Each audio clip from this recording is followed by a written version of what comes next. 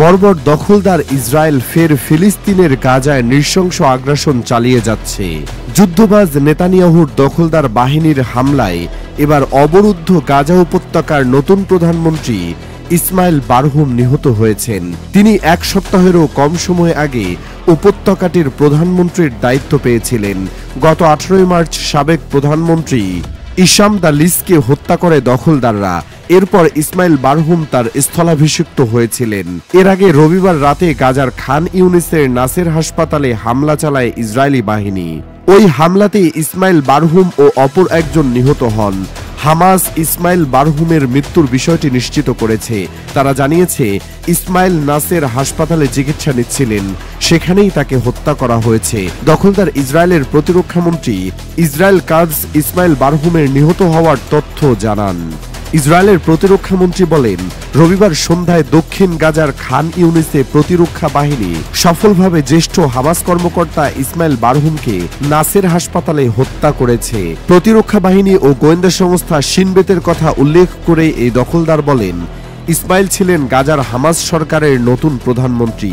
তিনি সাবেক প্রধানমন্ত্রী ইসাম দালিসের স্থলাভিষিক্ত হয়েছিলেন, যাকে কয়েকদিন আগে হত্যা করা হয়েছে। ইসমাইল বারহুমকে লক্ষ্য করে চালানো ইসরায়েলি হামলাটি কাতার ভিত্তিক সংবাদ মাধ্যম আল জাজিরা এবং বিবিসি আরাবিকে ধরা পড়েছে। সামাজিক মাধ্যমে প্রকাশিত একটি ভিডিওতে দেখা গেছে আল জাজিরার সাংবাদিক নাসের হাসপাতালের সামনে থেকে লাইভ করার জন্য প্রস্তুতি নিচ্ছিলেন। ঠিক তখন হঠাৎ করে মিসাইল সদৃশ্য কিছু একটি এসে হাসপাতালটিতে আঘাত হানে। এরপরই হাসপাতালে আগুন লেগে যায়। এ ঘটনায় আরও 8 জন আহত হয়েছেন। সর্বশেষ তথ্য অনুযায়ী আগুন নিয়ন্ত্রণে আনা গেছে, তবে হাসপাতালটি হামলায় নতুন করে আবারও ক্ষতিগ্রস্ত হয়েছে।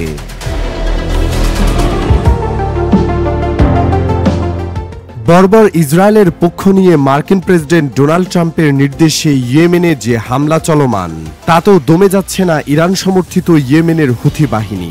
একের পর এক ক্ষেপণাস্ত্র হামলা চালিয়ে দাঁত ভাঙ্গা জবাব দিয়ে যাচ্ছে শত্রুদের। এবার ইসরায়েলের দখলকৃত ভূখণ্ডে হাইপারসনিক ক্ষেপণাস্ত্র হামলা চালিয়েছে ইয়েমেনি সশস্ত্র বাহিনী হুথি যোদ্ধারা। এতে তেল আবিব সহ অন্যান্য শহরে সাইরেন বেজে ওঠে এবং বেন গুরিয়ন আন্তর্জাতিক বিমানবন্দরের ফ্লাইট সাময়িকভাবে স্থগিত করা হয়েছে। রবিবার ইসরায়েলি গণমাধ্যমগুলোর বরাত দিয়ে ইরানি বার্তা সংস্থা ইরনা এ তথ্য জানিয়েছে। ইরনা এর প্রতিবেদন অনুযায়ী রবিবার ইয়েমেন থেকে ছোড়া ক্ষেপণাস্ত্র ইসরায়েলি সামরিক বাহিনী প্রতিহত করেছে বলে দাবি করেছে ইসরায়েলি টিভি চ্যানেল 12। হামলা প্রতিহত করা হলো বেন গুরিয়ন বিমানবন্দরের ফ্লাইটগুলো স্থগিত রাখা হয়। ইসরায়েলের অন্য সংবাদ মাধ্যমগুলোর প্রতিবেদনে বলা হয়েছে, এদিন ইয়েমেনি হামলার কারণে অধিকৃত আল কুদস সহ 20টিরও বেশি শহর ও বসতিতে সাইরেন বেজে উঠেছে। বিষয়টি নিশ্চিত করে ইয়েমেনি সশস্ত্র বাহিনীর মুখপাত্র ব্রিগেডিয়ার জেনারেল ইয়াহিয়া সারি জানিয়েছেন, তাদের সামরিক বাহিনী ইসরায়েলের তেল আবিবে অবস্থিত বেন গুরিয়ন বিমানবন্দর এবং একটি মার্কিন যুদ্ধজাহাজকে লক্ষ্য করে হামলা চালিয়েছে। রবিবার বিবৃতিতে ইয়েমেনি সেনাবাহিনী জানায়, তারা প্যালেস্টাইন 2 নামের একটি সুপারসনিক ব্যালিস্টিক ক্ষেপণাস্ত্র দিয়ে বেন গুরিয়ন বিমানবন্দরে আঘাত হেনেছে। ইয়েমেনের আল মাসিরাহ টিভির প্রতিবেদনে বলা হয়েছে, এই হামলার ফলে বিমানবন্দরের কার্যক্রম ব্যাহত হয়েছে। একই সঙ্গে মার্কিন বিমানবাহী রণতরী হ্যারি ট্রুম্যান এবং লোহিত সাগরে থাকা অন্যান্য শত্রু সামরিক নৌযানগুলোতেও ক্ষেপণাস্ত্র ও ড্রোন হামলা চালানো হয়। ইয়েমেনি বাহিনীর মুখপাত্র আরও জানান, এই অভিযানে একাধিক ক্ষেপণাস্ত্র ও ড্রোন ব্যবহার করা হয় এবং কয়েক ঘন্টা ধরে হামলা চলে।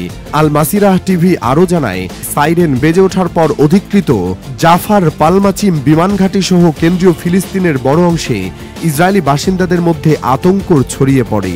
একটি আরব সংবাদ মাধ্যম ক্ষেপণাস্ত্র হামলার পর অধিকৃত অঞ্চলের বাসিন্দাদের পালিয়ে যাওয়ার ভিডিও সম্প্রচার করেছে, যেখানে দেখা যায় ইয়েমেন থেকে ছোড়া ক্ষেপণাস্ত্র আঘাত হানার পরপরই লোকজন নিরাপত্তার সন্ধানে ছুটতে শুরু করেছে।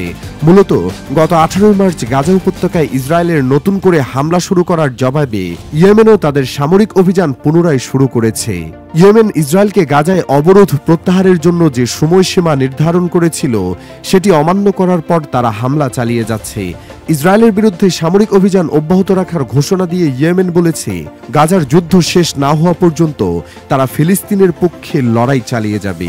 অন্যদিকে ইয়েমেনও মার্কিন বিমান হামলা অব্যাহত রয়েছে, যা ইয়েমেনের মতে ইসরায়েলকে সমর্থন করার মার্কিন প্রচেষ্টার অংশ।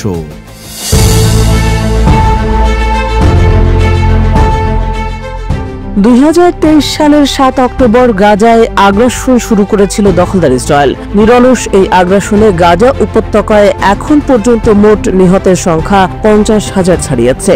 দীর্ঘ 15 মাসের এই সামরিক অভিযানের পর যুক্তরাষ্ট্র ও আন্তর্জাতিক সম্প্রদায়ের চাপের মুখে গত 19 জানুয়ারি গাজায় যুদ্ধবিরতিতে সম্মত হয় যুদ্ধবাজি প্রধানমন্ত্রী বেনিয়ামিন নেতানিয়াহুর ইসরায়েল। তারপর প্রায় 2 মাস গাজায় কিছুটা শান্তি বজায় ছিল, কিন্তু গাজা থেকে সেনা প্রত্যাহারের প্রশ্নে হামাসের সাথে মতের অমিলকে কেন্দ্র করে গত মঙ্গলবার থেকে ফের গাজায় বিমান হামলা শুরু করে বর্বর ইসরায়েল।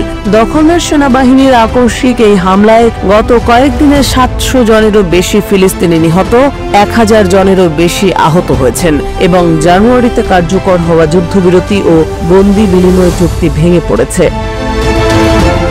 বিশ্ব পানি দিবস উপলক্ষে দেওয়া এক ভাষণে ফিলিস্তিনি প্রেসিডেন্ট অভিযোগ করেছেন, অবরুদ্ধ গাজা ভূখণ্ড থেকে ফিলিস্তিনিদের বিতরণে পানিকে অস্ত্র হিসেবে ব্যবহার করছে ইসরায়েল। এছাড়া গাজায় সমস্ত মৌলিক পরিষেবা বন্ধ করে ইসরায়েল আন্তর্জাতিক মানবাধিকার কনভেনশন লঙ্ঘন করছে বলেও অভিযোগ করেছেন তিনি। রবিবার এক প্রতিবেদনে এই তথ্য জানিয়েছে বার্তা সংস্থা আনাদোলু। আনাদোলু বলছে, ফিলিস্তিনি প্রেসিডেন্ট মাহমুদ আব্বাস রবিবার ইসরায়েলকে গাজা উপত্যকা থেকে ফিলিস্তিনিদের বাস্তুচ্যুত করার জন্য যুদ্ধের অস্ত্র হিসেবে পানিকে ব্যবহার করার অভিযোগ করেছেন। প্রেসিডেন্ট আব্বাস বলেন, দখলদার ইসরায়েল আমাদের জনগণের দুর্ভোগ, বাস্তুচ্যুতি এবং প্রকৃতপক্ষে ধীরে ধীরে মৃত্যু আরও বৃদ্ধির জন্য আরেকটি অস্ত্র ব্যবহার করেছে। সমস্ত মৌলিক পরিষেবা বন্ধ করে এই কাজ করছে তারা, বিশেষ করে পানি বন্ধ করে এবং মানবিক সাহায্যের প্রবেশ বন্ধ করে ইসরায়েল এই কাজ করছে, যা আন্তর্জাতিক মানবাধিকার কনভেনশন এবং আন্তর্জাতিক রেজলিউশনের সুস্পষ্ট লঙ্ঘন। ফিলিস্তিনের সরকারি সংবাদ সংস্থা ওয়াফা জানিয়েছে, গাজার ক্রমবর্ধমান পানি সংকটের ন্যায্য সমাধান খুঁজে বের করার জন্য বাস্তবসম্মত এবং মৌলিক পদক্ষেপ নেওয়ার জন্য আব্বাস আন্তর্জাতিক সম্প্রদায়ের প্রতি আহ্বান জানিয়েছেন। তিনি বলেন, বিশ্বকে বুঝতে হবে গাজার ফিলিস্তিনি শিশুদের নিরাপত্তার চেয়ে গুরুত্বপূর্ণ আর কোনো কিছু নেই। এসব শিশুরা 1 লিটার পানি পেতে ঘন্টার পর ঘন্টা লাইনে দাঁড়িয়ে থাকে, দূষিত পানি পান করে, খাদ্য ও ঔষধ থেকে বঞ্চিত হয়, পানি শূন্যতা ও তৃষ্ণায় মারা যায় এবং বিশ্বের অন্যান্য শিশুদের মতো নিরাপদে বেঁচে থাকার অধিকার থেকে বঞ্চিত হয়। ফিলিস্তিনি এই প্রেসিডেন্ট আরও বলেন, যুদ্ধের অস্ত্র হিসেবে ইসরায়েল পানিকে ব্যবহার করছে এবং এটি ফিলিস্তিনিদের জীবন নিয়ন্ত্রণ, তাদের ভূমি থেকে উৎখাত এবং অবৈধ বসতি সম্প্রসারণের রাজনৈতিক এজেন্ডা বাস্তবায়ন এবং দ্বিরাষ্ট্রীয় সমাধানকে ক্ষুণ্ণ করার জন্য ভূপৃষ্ঠ এবং ভূগর্ভস্থ পানি সমস্ত সম্পদ লুণ্ঠন ও নিয়ন্ত্রণের দশকব্যাপী দীর্ঘ নিয়মতান্ত্রিক নীতির একটি সম্প্রসারণ। We're here for a reason today that is very exciting, and I'm thrilled to announce that at my direction, the United States Air Force is moving forward with the world's first 6th-generation fighter jet.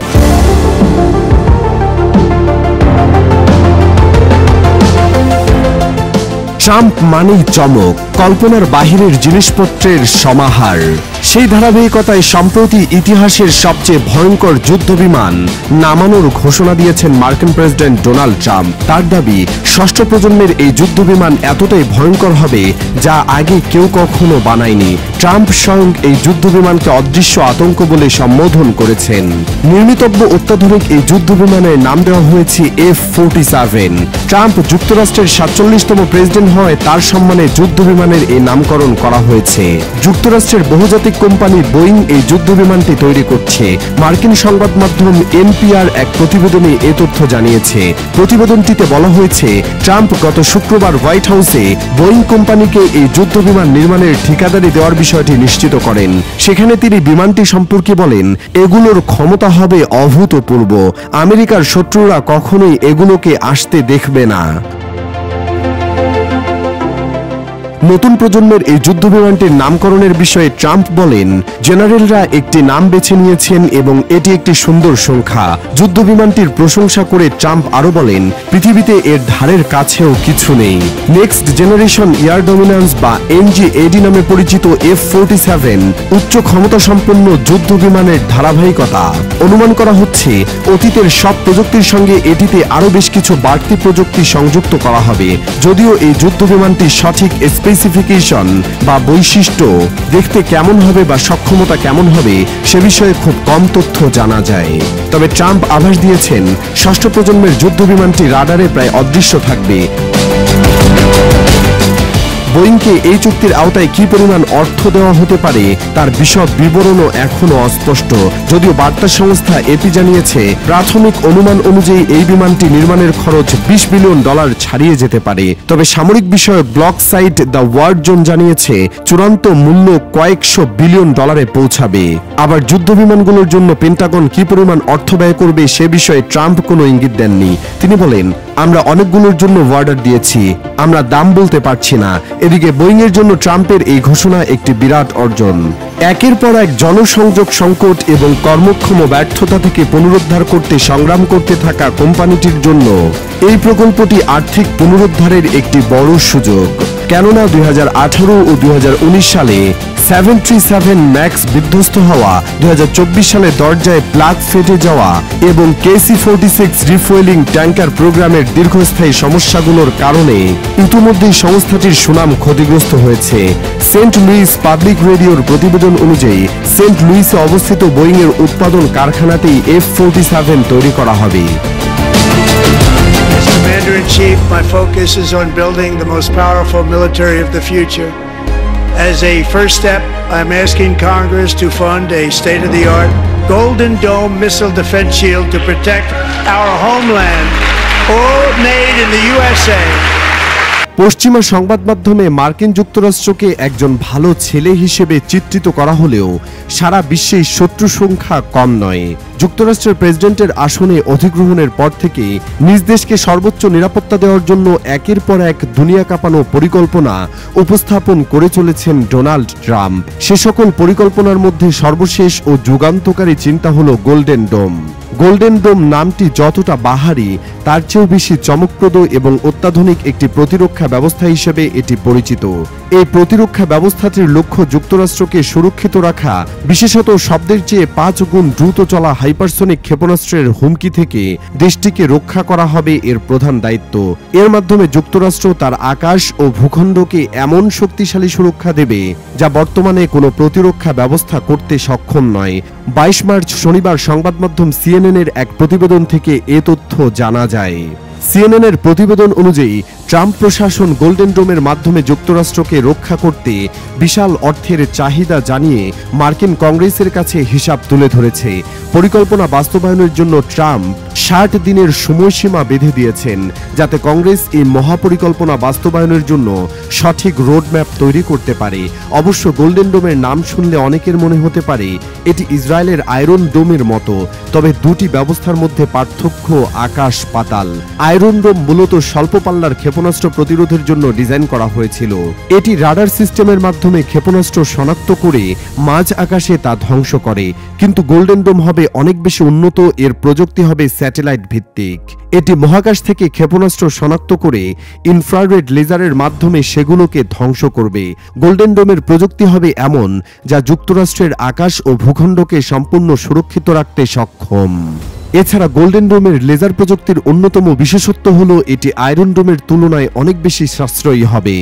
এতটা উচ্চাভিলাষী প্রকল্পের পেছনে যুক্তরাষ্ট্রের ভয়ঙ্কর নিরাপত্তা হুমকি রয়েছে। Russia, চীন এবং ইরান এই তিনটি দেশ বর্তমানে হাইপারসনিক ক্ষেপণাস্ত্র প্রযুক্তির দিকে ব্যাপক অগ্রগতি অর্জন করেছে। বিশেষ করে রাশিয়ার নতুন ক্ষেপণাস্ত্র অরেস্টনিক এবং ইরানের সাম্প্রতিক ক্ষেপণাস্ত্র উন্নতির ফলে যুক্তরাষ্ট্রের জন্য নতুন একটি চ্যালেঞ্জ তৈরি হয়েছে। গোল্ডেন ডোম এসব হুমকিকে মোকাবেলা করতে সহায়ক হবে বলে আশা করা হচ্ছে। এভাবে গোল্ডেন ডোমের মাধ্যমে যুক্তরাষ্ট্র শুধুমাত্র নিজের নিরাপত্তা নিশ্চিত করতে চায় না, বরং বিশ্বের অন্যতম শক্তিশালী দেশ হিসেবে তার আধিপত্য দৃঢ় করতে চায়। এই অত্যাধুনিক প্রতিরক্ষা ব্যবস্থা যদি সফল হয় তবে এটি বিশ্বের সামরিক শক্তির ভারসাম্যকে নাড়িয়ে দেবে।